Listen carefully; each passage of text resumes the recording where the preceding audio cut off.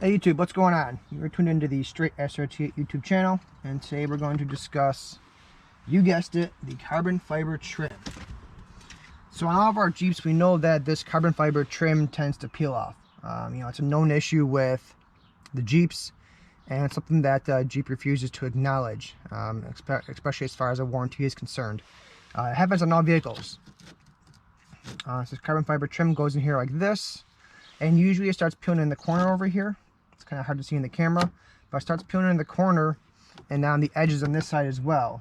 And the problem is that it peels over time and starts getting away and peeling further away, and then you get this ugly look where you kind of have this thing that's chilling here. You're driving around an $80,000 vehicle and you got your carbon fiber trim kind of peeling off, and it's not very good looking. So for my vehicle, what happened was it started peeling away in the corner, but then as it was doing that, it started going away in the center too, and it kind of created this bubble right here, and that's where I got this crack. So unfortunately I waited too long in order to replace my carbon fiber trim, and I let the problem get worse and worse and worse until it ended up cracking the trim, and now the trim is useless. So the trim is actually in two pieces. They're called a sub-assembly. You have this piece right here that has on the back of it some tabs that go into the dash, and then you have the carbon fiber that goes over it that's using adhesive. Now the reason they're having this problem, if you look at the back of this carbon fiber trim, there's almost no adhesive anywhere. It's all here on the actual dash itself. You can hear as I put my fingers over it. So this adhesive isn't adhering to the carbon fiber itself, which is what's causing it to peel away. So what we're going to do here is you got a couple different options. You can either try and replace this, or you can try and use an adhesive on this and try and keep your carbon fiber secured to the dash. Or if you wait too long like I did, you end up replacing the entire piece underneath here. Now I did buy this piece online. Just got it in. Looks like this. And on the back you can see there are several locking tabs. Now there is one part right here that actually uses a screw. Which means that this actually attaches to the dash under your bezel for your radio. So I'll bring you over here real quick. So looking at your radio, you can see this is right underneath it, right in this little corner. So that means you gotta remove this entire piece in order to remove a screw underneath here, which will allow you to take apart this entire portion and then replace this all at once with this new carbon fiber trim. Now what's probably going to happen is that this carbon fiber itself that I just bought that's brand new is probably going to start peeling away as well. So on the back you can kind of see where the carbon fiber meets the black plastic, and at some point it's probably start peeling away. Right now it's in there pretty good, so I'm not going to mess with it.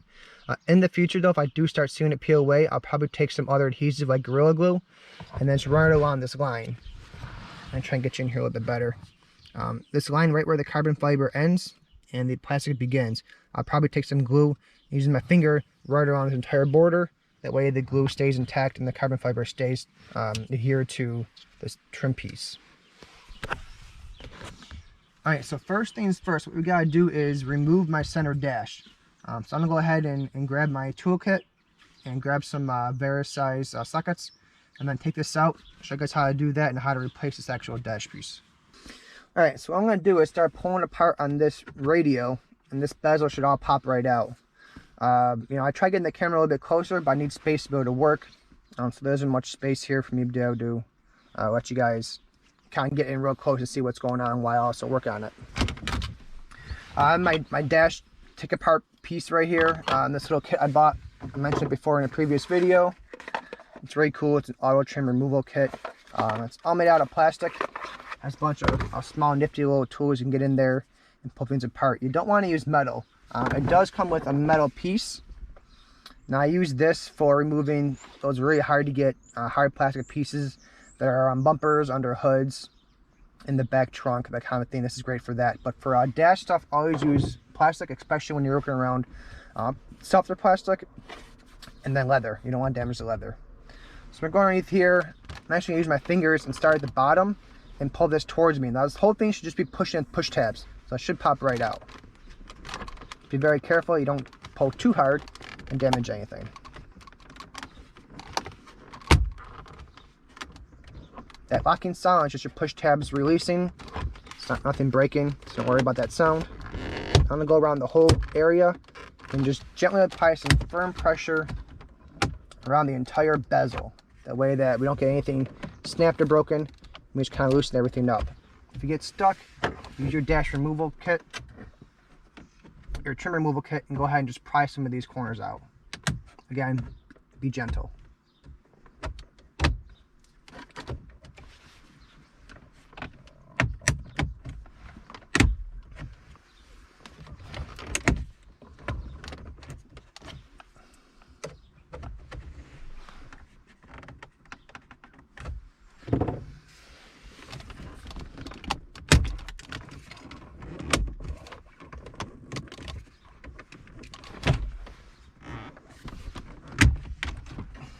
Okay, now that those are all popped out, go ahead and slide this out. There should be some electronic cables holding everything together.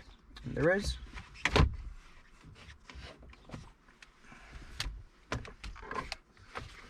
So let me get you a better view for a second. So here we go. Here's your vents, here's your radio, and then right down here is a little black tab. Let me change your view real quick. Okay, there's a little lever right here. Found this lever. Pull this guy out. And this is going to remove our entire dash, or I mean our entire bezel around the head unit. Okay, now that that's all said and done, you can see inside our radio right here. So obviously I still have the power on. There's no urgent need to turn power off for this. It's a very basic thing we're doing.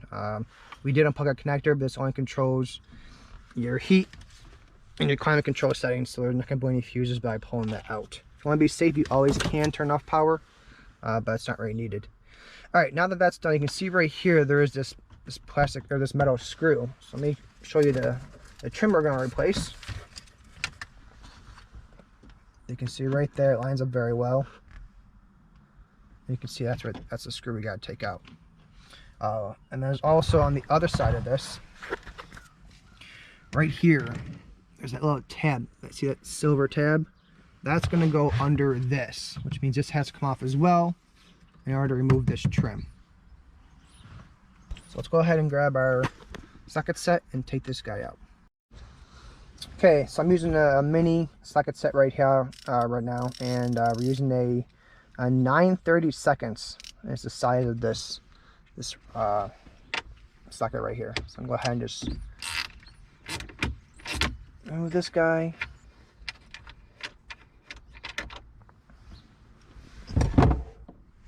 Okay, and then once that's done, remember we have to go to this side and remove this. I'm going to try using my fingers real quick, see if I can get it loose. If not, I use that trim removal kit. I'm just going to need the kit. Alright, so as I started removing this portion, I realized that it's all actually attached together. So I'm going to go ahead and remove this entire bezel at once. And this looks like it's going to come out with it. So let me get you guys put down on the side. You're going to move a bit further away from where I want you to be, but it's the best I can do. So we'll go ahead and use our tool again and try and start pulling on this. Get it loose. And then work our way over to the other side. And there we go. Here is our entire bezel removed. You can see how the dash looks underneath. Nice and ugly. Okay. Next thing we're going to want to do is to remove this from the trim. You can see down there are some, looks like almost like Torx bit screws. Let's go ahead and remove those from the trim first. That'll release this vent and allow us to be the last piece to swap out this entire component. Alright, so we're going to remove these two screws. One right here and one right here. These are Torx bits size 10. Let's go ahead and get these guys pulled out. Alright, once those two Torx bits are removed, this should just come right out. And there we go. And now we have our heat vent. and our old carbon fiber trim. Actually, goes like this way. And next to that, we have our new one. You can see they're the exact same size, same details. You got a screw there. We have a little tab right there. On the back side, we have everything the same. And they both have their QC mark for quality control. Okay, so we're gonna go ahead and do this in the reverse order.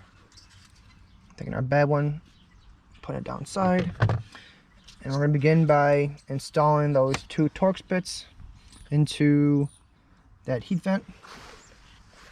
Get them back together, and then go ahead and attach that over here. And then we're going to put in our socket. That is a 9/32. Tighten that back down, and then push this back on. Now, one thing to keep in mind, when you remove your dash, or when you remove, I don't know what I keep calling it dash, when you remove that bezel around your head unit, let's look at the back side right here.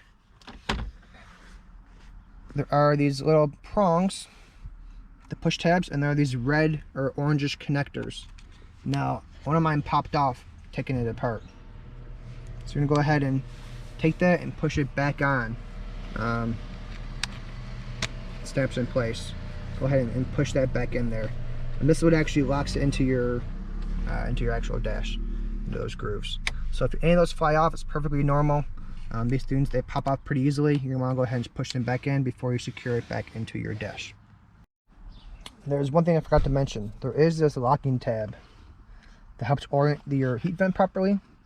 What you're going to do is, as you're putting this in here, you want to put on an angle and get this screw hole lined up, and then get that locking tab right in there.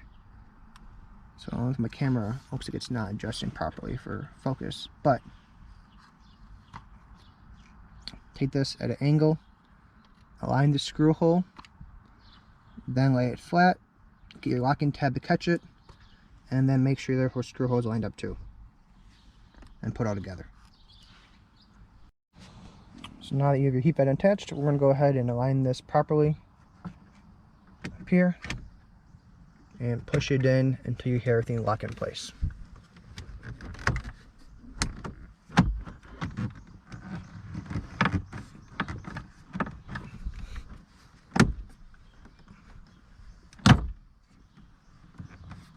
And there you go. Now go ahead and use that socket screw and attach this final tab.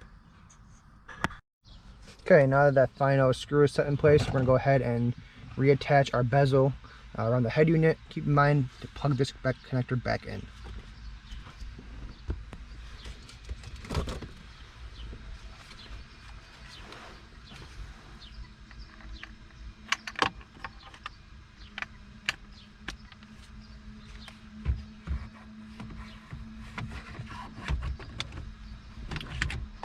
Once your connector is ready to go ahead and just push everything in. Try and keep everything pushed in evenly. That way you don't have one area protruding over the other area. And then once it's all pretty much secured, go ahead and push in every edge to make sure every tab is locked in. If you need to, go ahead and use the soft part of your fist and just pound it in.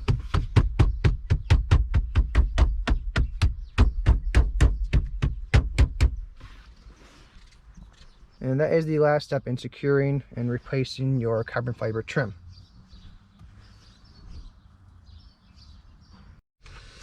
Alright, so when it comes to the actual cost of this repair, the first thing first is a part number. It is 1WZ99AAAAB. I'll include this inside the description below. And then the cost came out to $182.68. Pretty expensive repair. This should have been warranted by Jeep. Again, it wasn't. Now, one thing to keep in mind is that there are certain prices out there from different parts supplies companies that have cheaper pricing. It's very important, though, you look at the illustration. So a lot of times when you're on a website, it'll say, refer to illustration part number 5 or number 4 or number 3. If you look at that, some of the ones are priced a lot cheaper. They're priced like $60 or $70. Look at the illustration, and it refers to this part number, but the illustration, it shows you a different component. So it's a much smaller component. So if you go ahead and buy from that site, you may end up getting the wrong piece. That's why I opted to pay a little bit more to guarantee I got the right component. So that is it for this video. I have a ton more content on the way. Next thing I want to try and discuss is the actual Jeep's mileage per gallon displayed accurate? It shows you your instant mileage per gallon, but is it actually accurate or is it misleading? That'll be covered in the next video. Thanks guys for tuning in. As always, if you have questions, go ahead and drop those questions